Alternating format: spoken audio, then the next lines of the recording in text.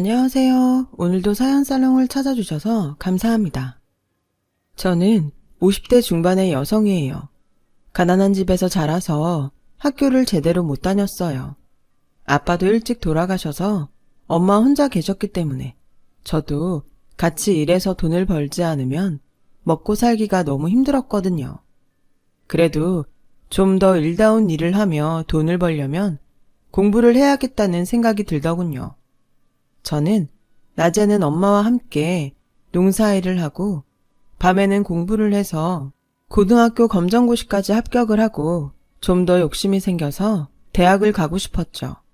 하지만 공부 양도 그렇고 학비도 감당할 수 없을 것 같았어요. 그런 저의 걱정을 눈치챈 엄마가 어느 날 제게 통장 하나를 내미셨어요. 이거 네 앞으로 들어뒀던 적금이다. 돈은 많지 않지만 네가 전문대 1년은 다닐 만한 학비는 될 거야. 네가 열심히 하면 4년대 대학은 몰라도 전문대는 갈 수 있지 않겠니? 그러니까 한번 해봐. 이것밖에 못해줘서 미안하다. 저는 엄마의 마음이 느껴져서 통장을 들고 한참을 울며 고맙다고 했어요. 그날부터 마음 먹고 공부를 시작해서 1년 후 전문대에 들어가게 됐어요. 엄마는 잘했다며 너무 좋아해 주셨고 저도 엄마에게 감사하다며 감격의 눈물을 또 한 번 흘렸죠. 대학 생활은 아르바이트를 하며 공부를 하느라 힘들긴 했지만 졸업하면 더 나은 직장에 취직할 수 있다는 생각에 행복했어요. 그리고 드디어 졸업을 했고 저는 대형 병원 원무과에 취직을 하게 됐죠. 첫 월급을 타던 날 엄마 선물을 사고 삼겹살을 잔뜩 샀어요. 엄마, 많이 먹어. 지금은 삼겹살이지만 나중에는 소갈비 사줄 수 있게 돈 열심히 벌게. 라고 하자 엄마는 제 입에 구운 고기를 넣어주시며 엄마는 소갈비 별로야. 이게 더 맛있어. 넌 돈 모아서 네 살 길 생각해. 라고 하시며 웃으셨어요. 말은 그렇게 했지만 제가 받아오는 월급이 많아지니 엄마도 많이 좋으셨던 것 같아요. 병원에서도 누구보다 일찍 출근해서 주변 정리도 하고 하루 일을 준비했죠. 그런 저를 좋게 봐주신 원무과 과장님은 저를 잘 챙겨주시고 엄마가 아프실 때도 병원 진료에 불편이 없도록 편의를 많이 봐주셨어요. 친구들은 대부분 첫 직장에서 힘든 기억들이 더 많다고 하는데 저는 좋았던 일들이 많아서 제가 참 행운아라고 생각했어요. 그리고 거기서 제 남편도 만나게 됐고요. 병원 1인실과 특실 인테리어 공사 때문에 자주 오던 남편은 어느 날 제게 데이트 신청을 했어요. 연정씨, 저 사실대로 말하고 시작할게요. 저 한 번 결혼한 적 있는 사람입니다. 창피한 얘기지만 우리 집에서 아내를 너무 괴롭혀서 저하고 사이까지 나빠지게 돼서 이혼하게 됐고요. 이렇게 다 이야기하는 건 연정씨와 진지하게 만나고 싶어서예요. 저는 자신의 과거를 당당하게 밝히는 모습이 더 좋아 보였어요. 하지만 남편은 인테리어 업체 사장이었기 때문에 저와는 어울리지 않는다는 생각이 들었죠. 저는 그런 과거 따지지 않아요. 그치만 제가 사장님에 비해 너무 많이 딸리는 것 같아 걱정이에요. 딸리긴요. 연정씨가 자기 일을 못하는 것도 아니고 어디 하나 빠지는 게 없는데 왜요? 저는 직책 같은 것보다 자기 위치에서 맡겨진 일을 잘하는 게 제일 좋은 거라고 생각해요. 그게 이유라면 저는 말도 안 된다고 생각해요. 적극적인 남편의 대시로 저는 결국 사귀자고 했고 그게 결혼까지 가게 됐어요. 결혼 날짜를 잡고서 남편은 제게 다짐하듯 말했어요. 나 본가 식구들이 우리 결혼 생활에 끼어들게 할 생각 절대 없어.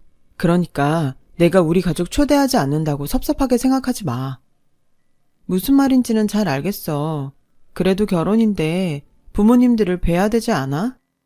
그렇게 단순한 문제가 아니야. 우리 부모님이지만 정말 욕심도 너무 많고 남들 진짜 힘들게 하는 사람들이야. 나 전 같은 일 또 되풀이하고 싶지 않아. 그러니까 우리끼리 조촐하게 하자. 저는 알겠다고 했고 그런 남편의 생각을 엄마에게도 말했어요. 그러자 엄마는 솔직히 말하면 부모를 결혼식에 안 부른다니 왜 그렇게까지 하나 싶지만 오죽하면 그럴까 하고 이해하기로 했다. 나는 우리 딸만 행복하다면 결혼식에 물만 떠놓는데도 좋으니까 편한 대로 해. 라며 좋게 생각해 주셨고 남편은 엄마에게 큰 절을 하며 장모님, 여러 가지로 마음에 안 드시는 게 많을 텐데 이렇게 이해해 주셔서 정말 감사합니다. 하나밖에 없는 딸, 더 많은 사람들 초대하고 시부모한테 사랑받는 모습도 보고 싶으셨을 텐데 제가 부족해서 이것밖에 안 되네요. 죄송합니다. 괜찮아. 그만큼 둘이서 행복하게 살면 돼.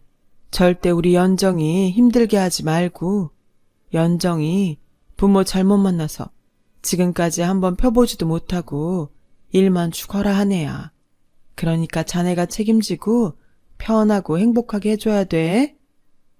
그렇게 저희는 조촐하지만 아주 행복한 결혼식을 올렸어요. 남편은 교회의 전원주택을 직접 인테리어해서 정말 동화 같은 집을 꾸몄어요. 와, 내가 정말 이런 집에 사는 거야? 너무 꿈 같아. 라며 좋아하자 남편은 그럼 이 집이 당신 집이야. 오늘부터 쭉 살 거야. 라며 흐뭇한 얼굴로 웃었어요. 저희는 정말 행복하게 지냈어요. 남편은 시댁에서 오는 연락을 철저히 차단했고 저희가 사는 데가 어딘지도 절대 알려주지 않았죠. 한 번인가 시어머니와 신우가 동네에 와서 저를 찾은 적이 있는데 그것도 길가에서 만난 거였어요. 시댁에서는 저희가 사는 동네까지는 알았지만 집은 알지 못했던 것 같아요. 네가 우리 아들 꼬여내서 집하고 인연 끊게 만든 그 여우냐? 라며 길거리에서 소리를 지르는데 어찌나 민망하고 놀랐는지 몰라요. 남편한테 전화를 하니 남편은 자기가 오겠다며 절대 집에 들이지 말라고 하더라고요. 제가 근처 카페라도 가자고 하니 신우는 야, 우리가 카페 나가려고 여기까지 온 줄 알아? 당장 집으로 가. 앞장서. 얼마나 잘해놓고 사나 좀 보자. 라며 다짜고짜 반말로 소리를 지르더라고요.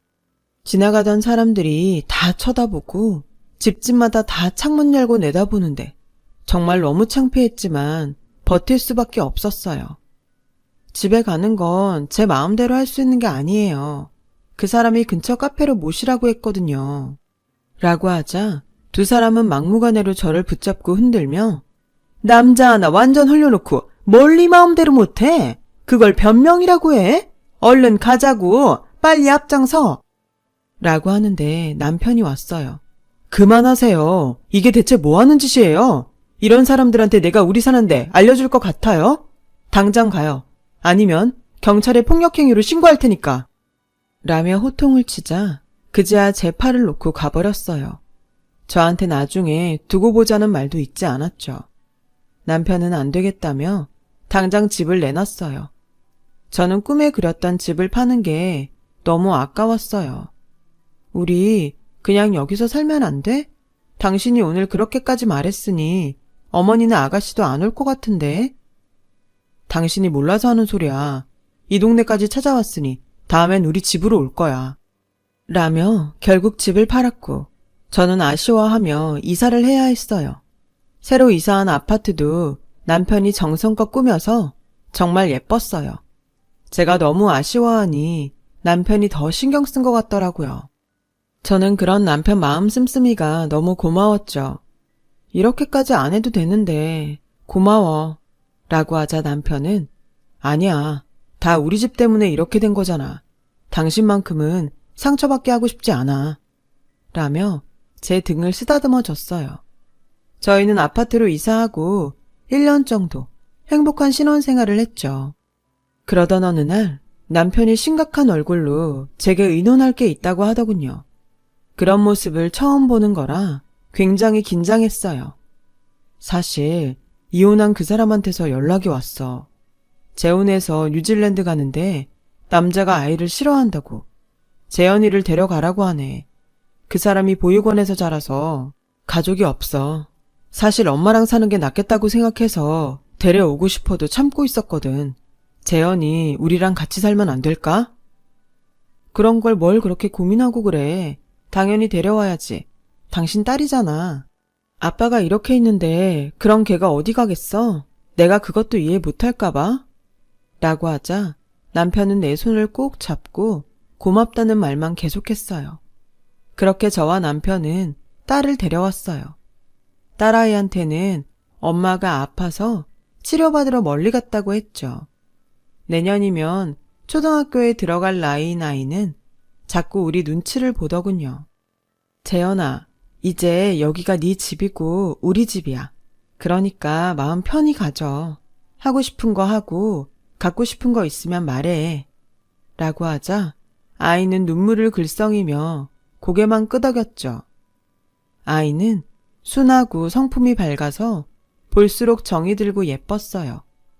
저는 상처받지 않게 조심하면서 아이를 대했고 아이도 내 마음을 알아줬는지 어느 날 제 손을 잡고 친구들에게 가서 우리 엄마야, 이쁘지? 하는데 정말 눈물이 나더군요. 저는 딸아이를 제가 낳은 것처럼 정성을 들였어요. 정말 이 아이가 어찌나 예쁘던지요. 핏줄은 아니었지만 진심으로 딸이라 생각했고 우리 딸도 그걸 알았는지 엄마 엄마 하며 세상 사랑스러운 표현을 다 했죠. 그렇게 시간이 지나 저도 아이를 갖게 되었고 연년생을 아들 둘을 낳았어요. 집에 아이들이 많아지니 갑자기 시끌벅적해지더라고요. 딸아이는 어린데도 제가 아들들 때문에 쩔쩔매면 옆에서 곧잘 도와주곤 했어요. 아이들이 자라고 나서도 딸아이의 엄마가 다른 사람이라고 말하지 않았습니다. 정말 제 딸이었으니까요.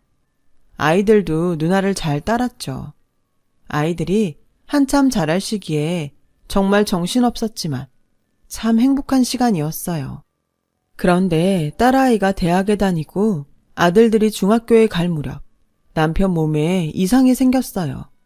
자꾸 마르고 헛구역질하는 남편을 데리고 병원에 가니 의사가 위암 3기라는 거였어요. 순간 정말 눈앞이 아찔해졌어요. 수술을 해봐야 정확히 알겠지만 예후가 좋지는 않을 것 같습니다. 라는 의사의 말에 저는 남편 몰래 펑펑 울고 말았어요. 그런 중에도 남편은 자기 때문에 내가 고생한다며 자꾸 미안하다고만 했죠. 우리 가족은 순식간에 슬픔에 빠졌고 남편은 그 어려운 수술을 하게 됐죠. 수술은 했지만 앞으로 항암 치료가 중요합니다. 마음 단단히 먹어야 될 거예요. 의사는 이 말만 하고 다시 수술실로 들어가더군요. 저는 남편 병간호를 하면서 힘든 날들을 보내게 됐어요. 딸아이가 학교 휴학을 하며 많이 힘이 돼줬죠. 하지만 남편의 상태는 점점 나빠졌어요. 아무래도 안 되겠다 싶어서 시댁에 연락을 했어요. 아들이 죽는 것도 모르면 안 되니까요. 그런데 시어머니는 연락을 받자마자 하는 말이 아들들을 데려간다는 거였어요. 네가 오죽 잘했으면 내 아들이 병에 걸리겠냐. 네가 재현이 걔한테만 신경 쓰고 네 남편은 쪽쪽 빨아먹으니 그렇지. 내 손자들까지 그렇게 되게 둘 수 없다. 어머니, 그게 무슨 말씀이세요? 지금 그 사람 아픈데 한마디 위로라도 해주셔야지. 다짜고짜 애들을 데려간다니요. 나 안 보고 산다는 놈은 나도 필요 없어. 그리고 기집애도 필요 없다. 손자들은 얘기가 달라지지. 걔들은 우리 핏줄이야. 라며 무조건 집에서 애들 짐을 빼서 아이들을 데려갔더군요. 저와 딸아이가 다 병원에 있고 바쁠 때 갑자기 벌어진 일이었어요. 시어머니는 아이들을 데려간 뒤 연락을 끊어버렸어요.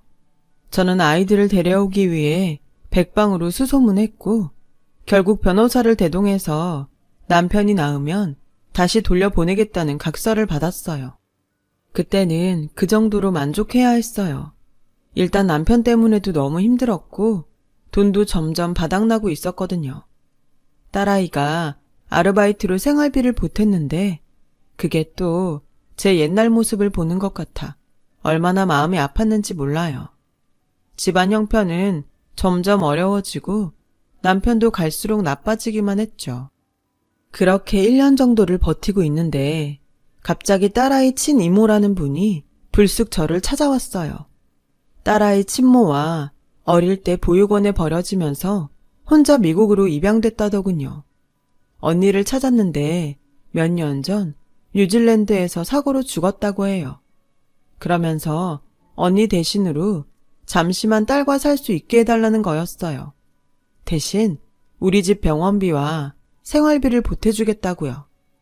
저는 아무리 사정이 어려워도 돈 때문에 아이를 보내는 것 같아 거절했어요. 하지만 그분은 포기하지 않고 매일 찾아와 간청하더군요. 그 모습을 본 딸이 나섰어요. 엄마, 나 이모하고 살다가 올게. 영영 이별하는 것도 아니고 몇 년만 살다가 오는 거잖아. 그래, 우리 딸 마음이 그러면 그렇게 해. 근데 나 돈은 안 받을래.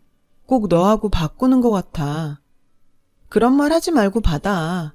우리 형편 생각해서 도와주려는 거니까. 딸은 어른스럽게 저를 위로했고 얼마 후 친이모와 미국으로 떠났어요. 솔직히 딸의 친모가 보내준 돈이 적지 않아서 큰 도움이 되었죠. 저는 남편의 간호에 더 정성을 쏟았고 아들들한테도 연락을 하며 지냈어요.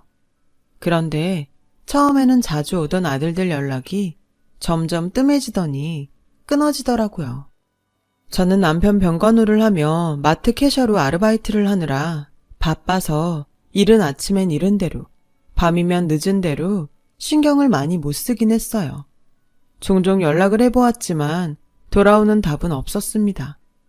몇 년 후 남편은 결국 암이 온 몸에 퍼져 세상을 떠났어요. 그 사이 아들들은 대학교에 들어가 저도 모르게 군대에 갔더군요. 그런 것도 하나 챙겨주지 못한 게 너무 안타까웠어요. 이제부터라도 그동안 못한 것까지 다 해줘야겠다고 생각했는데 애들이 저한테 오지 않겠다고 하더라고요. 이건 우리가 스스로 결정한 거니까 할머니한테 각선이 어쩌니 그딴 말로 협박하지 마. 라고 큰아들이 말하자 작은 아들도 퉁명스럽게 엄마, 누나 우리 친누나 아니라며. 도망간 아빠 전부인 딸이라며. 근데 어떻게 우리는 뒷전이고 남의 딸만 챙겨? 같은 여자라서 그런 거야? 그런 말도 안 되는 소리가 어딨어. 난 너희 차별해서 키운 적 없어. 라고 하자 큰아들이 코웃음 치며 우리도 이제 알 거 다 아니까 그만해. 할머니한테 다 들었어. 엄마가 아빠 가족들하고 못 만나게 만들려고 우리도 할머니한테 맡겨놓고 나중에 데려가네 어쩌네 쇼한 거잖아. 저는 너무 기가 막혀서 그게 아니라고 몇 번이나 얘기했지만 아이들은 이미 시댁에서 한 얘기를 진실이라고 믿고 있어서 소용이 없었어요. 둘째는 꼭 저를 비웃는 것처럼 빈정대며 이제 혼자 잘 살아보세요. 저희 괜히 찾아오지 마시고 라더니 형하고 가버리더군요. 그리고 며칠 후 시어머니가 오더니 무작정 남편 재산을 내놓으라는 거였어요. 네가 내 아들 망가뜨리면서 벌어놓은 돈 있잖아. 그거 당장 내놔. 넌 그거 갖고 있을 자격 없으니까 내놓으라고. 어머니, 저 돈 없어요. 그 사람 병원비 다 쓰고 생활비도 모자라서 제가 마트에 나가서 일한다고요. 내가 내 아들 재산도 조사 못할 것 같냐? 내가 뒷조사하기 전에 네가 순순히 내놓는 게 좋을 거다. 라며 큰 소리를 쳤고 아들들까지 전화해서 할머니한테 돈을 주라는 거였어요. 엄마가 그만큼 누렸으면 남는 건 할머니 주는 게 맞지. 엄마도 양심이라는 게 좀 있어봐. 저는 다른 건 다 참아도 아들들한테 오해받는 게 너무 힘들고 슬펐어요. 밤새 남편 통장들을 뒤져서 보니 그나마 조금 남은 게 하나 있더군요. 저는 아들들한테 주는 거라는 마음으로 그 통장을 시어머니한테 줬고 예전에 남편이 인테리어 업체를 친구한테 넘기고 받았던 지분도 시어머니한테 다 넘겼어요. 그리고 저는 고된 일상을 시작해야 했죠. 집안에 돈 될 만한 건 다 팔아봤지만 얼마 되지 않았고 저는 식당에 취직을 해서 설거지부터 시작해서 반찬 만드는 일을 하게 됐어요. 일하다가 너무 힘들면 남편 생각에 눈물을 쏟은 적도 많았죠. 그런 중에도 아들들은 가끔씩 절 찾아와 돈을 달라고 했어요. 액수가 용돈 정도가 아니라 항상 100단위였어요. 겨우 벌어놨던 돈들을 주고 나면 아들들은 다시 연락을 끊었고 잊혀질만 하면 찾아와서 또 몇백만 원씩 요구했어요. 저는 이게 다 내가 내 손으로 못 키워서 생긴 죄다 라고 생각하고 그렇게 벌리는 손들을 받아주었어요. 그러다 보니 일을 무리해서 하게 되었습니다. 결국 몸이 많이 상해서 저는 일도 그만두게 되었어요. 누워있으면서도 앞으로 어떻게 살지 걱정만 하고 있는데 시어머니가 아들들을 데리고 집에 찾아왔어요. 그리고 보자마자 하는 말이 집에서 나가라는 거였어요. 애들이 이제 대학 졸업하고 뭐 좀 해보려는데 돈이 없어서 되겠니? 네가 내 손자들한테 해준 게 뭐 있냐? 그러면 이 집이라도 내놔야지. 어머니, 이 집은 안 돼요. 제가 왜 이 집을 못 팔고 있는데요. 이거 다 그 사람이 직접 고치고 꾸민 거예요. 그 사람 손때가 묻은 집을 어떻게 팔아요? 제가 다른 방법을 찾아볼게요. 라고 하자 아들이 엄마 아파서 일도 못 나가면서 어떻게 해줄 건데? 나랑 성윤이 벤처기업 만들 건데 하나라도 보태줘야 할 거 아니야. 엄마가 돼서 어떻게 자기 인생만 생각해? 라며 화를 버럭 내더군요. 그래도 이 집은 안 돼. 내가 어디 동구할 데 있는지 알아볼게. 라고 하니 둘째 아들도 한두 푼도 아니고 누가 엄마를 보고 돈을 빌려준다 그래? 라고 했고 시어머니와 큰아들도 코웃음을 치며 비웃더라고요. 내가 내 아들 집 갚겠다는데 네가 왜 막는 거냐? 나는 정당한 권리를 찾는 거야. 그리고 얘들도 친손자고 너보다 애들이 이 집을 갖는 게 맞지? 그동안 여기서 편하게 살았으면 이제 물러날 때도 됐잖아. 라는 시어머니 말에 저는 제가 다른 건 다 해도 이 집만큼은 절대 안 돼요. 라며 저도 모르게 큰 소리를 냈어요. 그러자 시어머니와 아들들은 어디서 큰 소리를 내냐며 화를 내더니 조만간 나가게 될 거라면서 자리를 떴어요. 저는 남편 사진을 붙잡고 밤새 펑펑 울며 어떡하냐고 했지만 뾰족한 수가 생각나지 않았어요. 그렇게 일주일 넘게 시어머니랑 아들들한테 시달리는데 미국에서 연락이 왔어요. 엄마, 나야 재현이. 나 한국 들어가. 엄마, 너무 보고 싶었어. 라는데 그냥 눈물만 쏟아지더라고요. 재현이는 왜 울기만 하냐며 무슨 일이 있는지 물어봤고 저는 그동안 쌓였던 게 터져 딸한테 모든 걸 다 털어놓았죠. 딸은 제 얘기를 다 듣더니 자기가 갈 때까지 잘 버티고 있으라고 하더군요. 그리고 시어머니와 아들들이 다시 오는 날이 됐어요. 너 진짜 끈질기구나. 하긴 그러니까 내 아들 잡아먹고도 이러고 살지. 내가 오늘은 짐 챙겨놓고 있으라고 했는데 뭐 한 거야? 하더니 아들들한테 짐을 챙기라고 시키더라고요. 애들이 제 짐을 챙겨서 막 거실에 내다 놓는데 딸아이가 들어왔어요. 안녕하세요, 할머니. 아니, 저한테는 할머니도 아니죠. 이선자씨. 저는 오늘 신연정씨 법적 대리인으로 왔어요. 라며 딸의 명함을 내밀었어요. 딸은 미국에서 공부해서 국제 변호사 자격증을 땄고 한국의 대기업 법무팀에 취직을 했던 거였어요.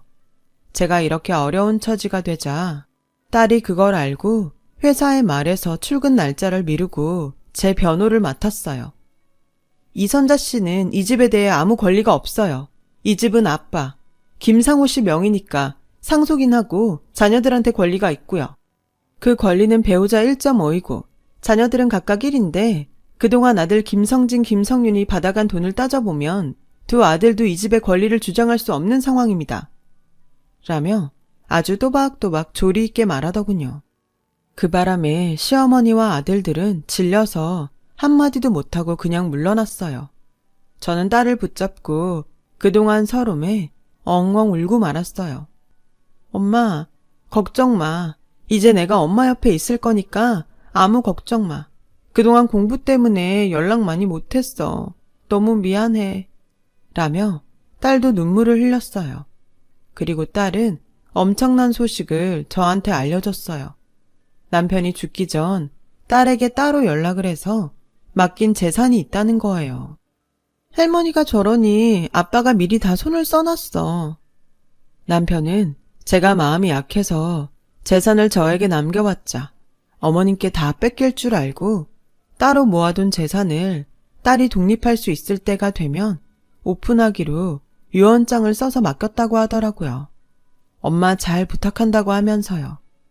그걸 알게 된 아들들이 다시 저를 찾아왔어요.